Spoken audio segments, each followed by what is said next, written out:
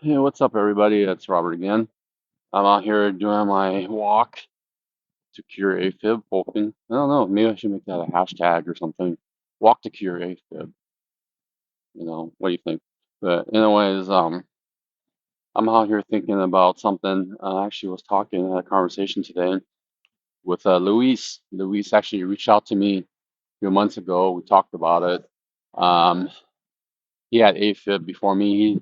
He followed me because my Tacoma before, and he saw me on the Instagram posting all these things about my AFib and all that. So we had a good discussion, good talk. Someone to relate to, because it's statistically speaking that 1 in 4 people will have AFib, but it doesn't mean you guys just share. Hey, you got AFib, I got AFib, we got AFib. How you feel? We don't have that conversation. And excuse me, still a little sick. Excuse me again. We haven't really, you don't meet a lot of people and just want to share things or just talk about things like that. Not like having cars and stuff. Anyways, uh, you know, Luis and I had a great conversation before, and it helped me think about things and options about AFib and how you feel and what these beta blockers do to us as far as our health and what you know the rhythm control medicine do, how they affected everybody. It's different, but just sharing information is just great information.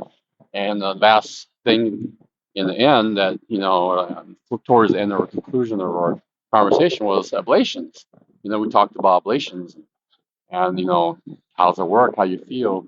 He wanted to encourage me and let me know that, doing the ablation didn't, wasn't bad. It wasn't harmful. It didn't hurt anything, which is good. That's good to know.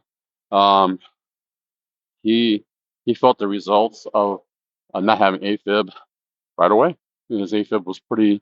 It was still paroxysmal, like which is occasional, but it was more occasional than it was not. So it started to really impact him, and as an AFib um, impacted too. I felt it as well. So we both felt it. So we were talking and again. Luis had it. He had the cryo AFib or ablation.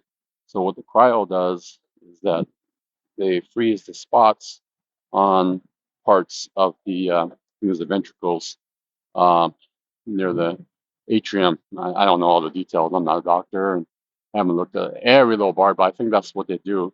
They freeze certain spots so that way it cancels out the signals. You go to scar tissue, blocks the signal so you don't get that irregular heartbeat sensing and go from there. There's also RF, which is heat, radio frequency, which is heat, that sends a signal and burns it as well. So it's a slow burn both ways, but it's cold burn or hot burn. He did the cold burn, and he's feeling great. We actually talked today, and that's why I wanted to talk about it in this video. That he felt great. 6 months later, from I think day 2, day 3, he already felt great. A little bit sore down there because they stick a catheter up your groin, but groin vein. But he's doing great, and that's great news. I really am happy for him.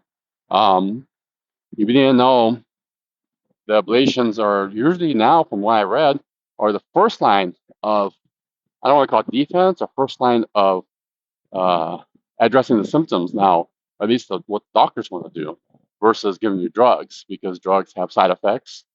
And if you take certain drugs, like I think one of the, going off a little bit, but one of the, I don't know, anti-arrhythmics, anti-rhythm or not anti-rhythm, rhythm drugs, or one of the drugs says don't drink grapefruit juice or eat grapefruits.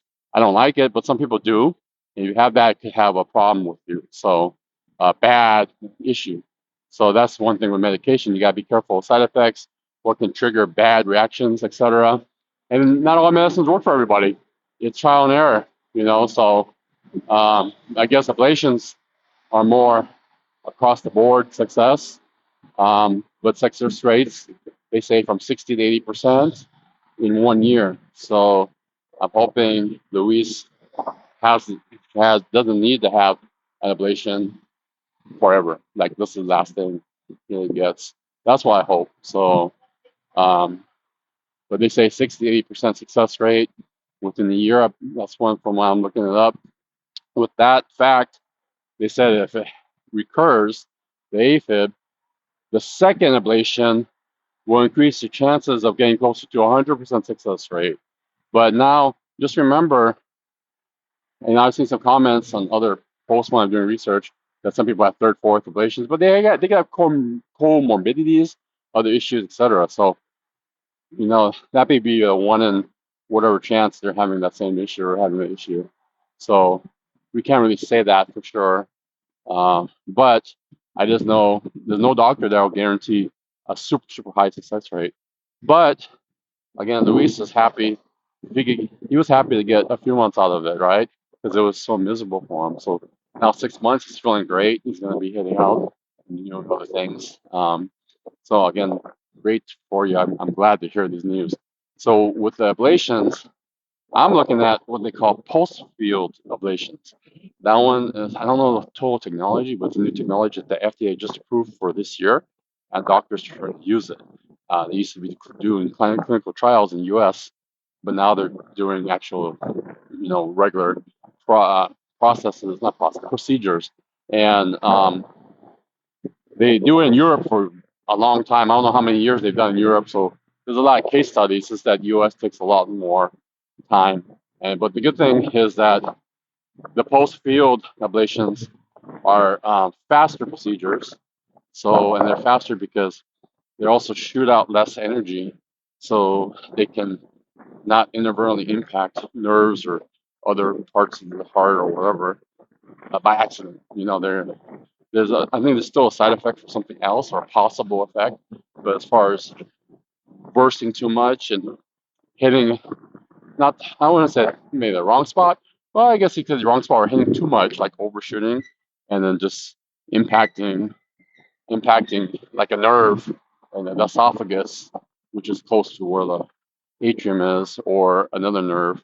And that's my fear, honestly. I've had nerve issues, and I'm worried about being that 1%, person that has the issue, which I already have. So I don't want any more complications. So, in my opinion, if I have to do something, I will look at that as my, you know, gotta do what I gotta do procedure. But I don't want too many procedures because think about it. I had a gallbladder removed, and right afterward, post-op, I got AFib. Didn't have AFib before that, so it just really, you know, makes me worried. And then I went to the ER for something else. I didn't get surgery, which is good, but I was just scared as hell. I just don't want invasive stuff in my system, drugs or otherwise. But I'll do what I gotta do. So that's why I'm back this year, hoping that walking, exercise, losing weight, losing fat will make a difference in this. I'm really hoping. Research has shown very few research that I can find. They say exercise, they do it for, it's like cardiovascular or cardio, what we do. And it says, for people that have heart attacks and heart failures, do the same thing for AFib. So I'm just really hoping. I mean, seriously. Sorry for the long video a little bit.